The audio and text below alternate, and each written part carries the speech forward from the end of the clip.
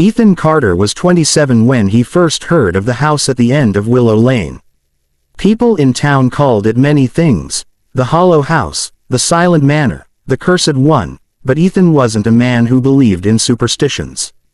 He believed in light, lenses, and angles.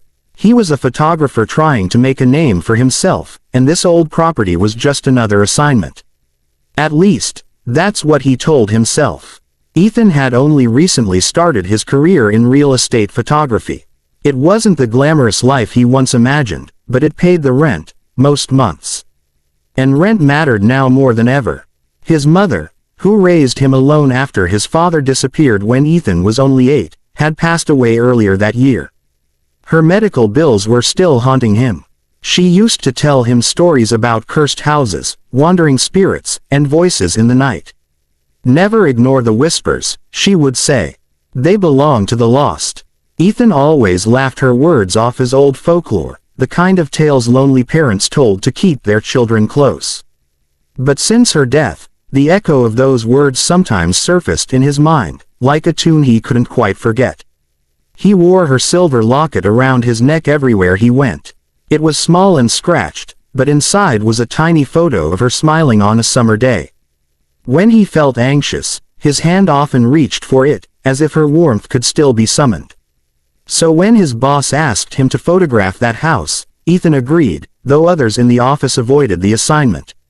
He needed the money, and a part of him was curious. He liked abandoned places. As a child, he and his friends used to sneak into forgotten barns and shuttered schools, daring each other to stay inside after dark. He had always won those dares. But as he stood before the house on Willow Lane for the first time, something unsettled him. The house wasn't falling apart like he expected.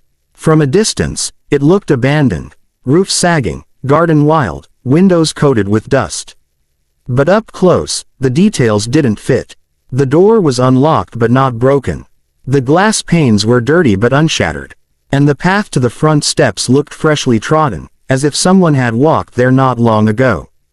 Ethan adjusted his camera strap nervously. Just wood and bricks, he told himself. Nothing more. The front door opened with a long creak. Inside, the air was damp, carrying a faint metallic tang, like rust. Or blood. The hallway was lined with portraits, the faces faded beyond recognition. Dust floated in the air, disturbed by his steps. He raised his camera, took a shot, and the flash briefly lit the corridor.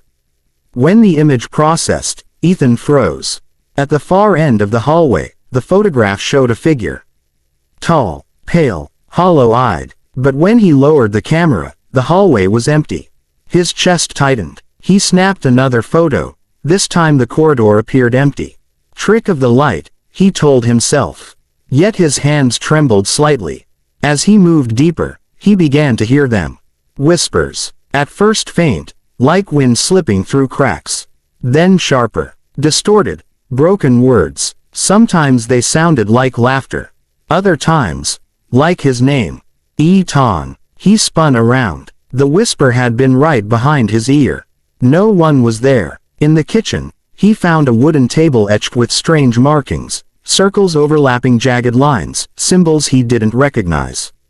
He took a photo, but when he looked at the screen, the carvings seemed to shift, as though alive. He clutched the locket at his chest. Just a house. Just shadows. But leaving proved impossible. The hallways twisted, stretching into unfamiliar routes. Every turn led him deeper inside. The whispers grew louder, voices overlapping until they sounded almost like a crowd surrounding him. His camera battery drained quickly from the constant flashes, but he couldn't stop. Each image showed more figures, pale, silent, lurking, crawling in corners, hanging upside down from ceilings. In the real rooms, there was nothing. In the photos, there was too much. He stumbled into a bedroom. Unlike the rest of the house, this one was tidy. The bed was perfectly made, the curtains drawn.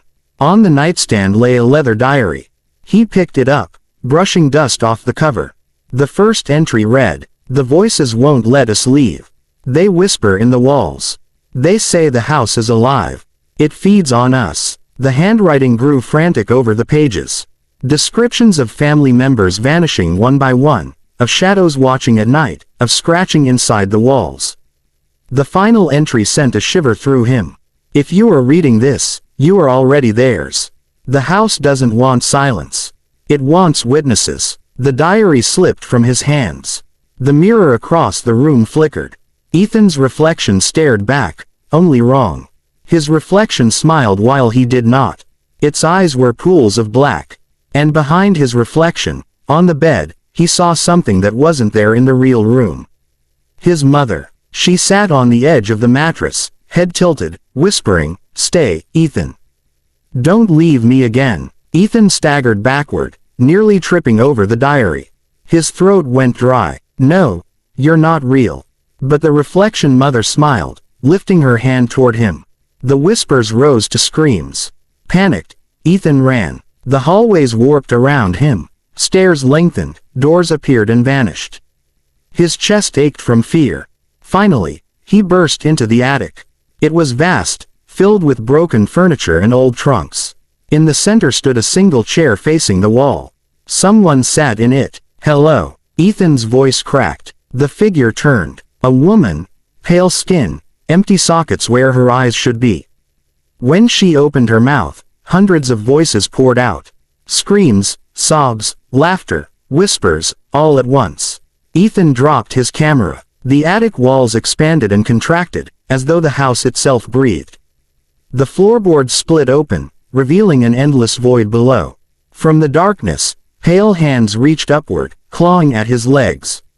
"No!" Ethan shrieked, clawing at the floor. He reached instinctively for his mother's locket, but the chain snapped from his neck and tumbled into the void. The last thing he saw before being dragged into the darkness was his camera, lying on the attic floor, still flashing. Still recording. Then, silence. Dash dash dash. The next morning, when Ethan's boss arrived, the house was quiet. There was no trace of Ethan. Only his camera, placed neatly on the porch. The memory card was full. Hundreds of photos. In each one, Ethan appeared in the house, but he wasn't alone. Figures crowded him, touching his shoulders, looming behind him. And in the final photo, taken in the attic, Ethan sat in the chair. His smile stretched unnaturally wide. His eyes were black. In his hand, he held the silver locket, clenched tight. Dash dash dash. Weeks later, the house was demolished. But the workers whispered about strange things in the rubble. They swore they heard voices. Some even claimed to see a young man with a camera, watching them through the dust, smiling. The house was gone, but its hunger wasn't. And Ethan Carter, once a boy who didn't believe in whispers, had become one of them.